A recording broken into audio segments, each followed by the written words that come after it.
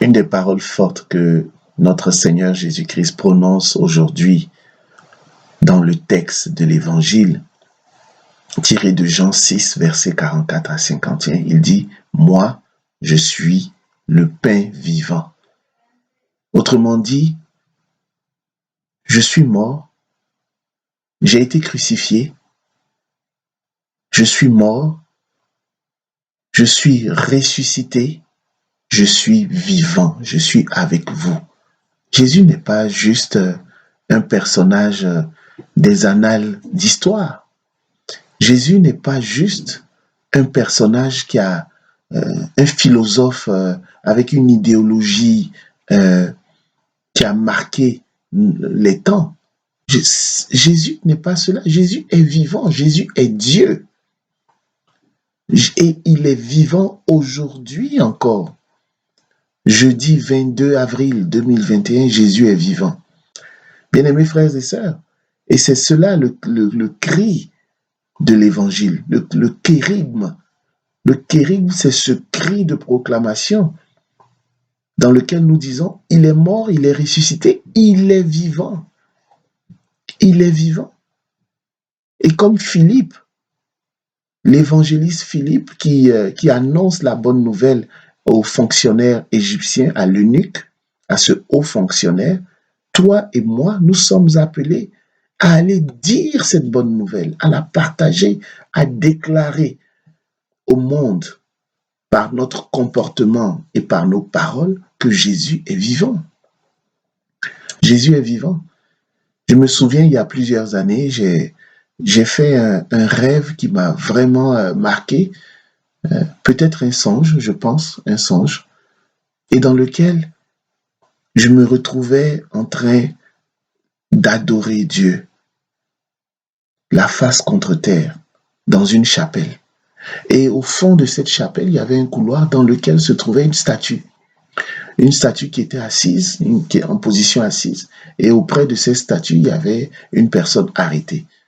Et tout d'un coup, cette statue est devenue vivante. Et le Seigneur, dans le songe, dans le rêve, j'ai reconnu le Seigneur. Et je me suis affolé, je suis sorti de la chapelle et je me suis retrouvé dans un réfectoire, dans une cafétéria par exemple, avec plusieurs personnes, plusieurs religieux, religieuses, qui étaient en train de jouer, qui jouaient aux cartes. Puis j'étais affolé, je criais, il est ressuscité, il est vivant, il est ressuscité, il est vivant, il a bougé. S'il a bougé, c'est qu'il n'est pas mort, il est ressuscité. Et je vous assure, bien-aimés frères et sœurs, c'était frustrant. 90% des gens qui étaient dans cette salle riaient, se moquaient de moi. Et je me souviens avoir vu 3 ou 4 femmes assises à une table et qui me regardaient, qui acquiesçaient, qui croyaient en ce que je disais. Ce rêve, je ne l'ai jamais oublié. Je l'ai fait il y a près de 15 ans, ou beaucoup plus maintenant. Bien-aimés frères et sœurs, il est vivant. Et c'est cela que nous devons dire au monde. Témoigner de la bonne nouvelle du salut en Jésus-Christ. Témoigner de Jésus-Christ, ce n'est pas difficile. C'est simplement de dire, il est vivant. Et parce qu'il est vivant, j'essaie, moi, à mon humble niveau, de lui obéir, de faire encore sa parole, de suivre, de lire sa parole. Je le prie chaque jour.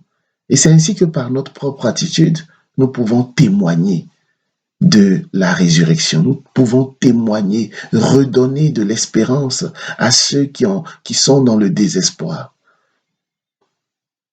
Ô Seigneur Jésus-Christ, fais de nous un instrument de ta paix. Là où il y a la haine, que nous mettons l'amour. Là où il y a l'offense, que nous mettions le pardon. Là où il y a la discorde, que nous mettions l'union. Là où il y a l'erreur, que nous mettions la vérité. Là où il y a le doute, que nous mettions la foi. Là où il y a le désespoir, que nous mettions l'espérance. Au nom du Père, et du Fils, et du Saint-Esprit, ainsi soit-il.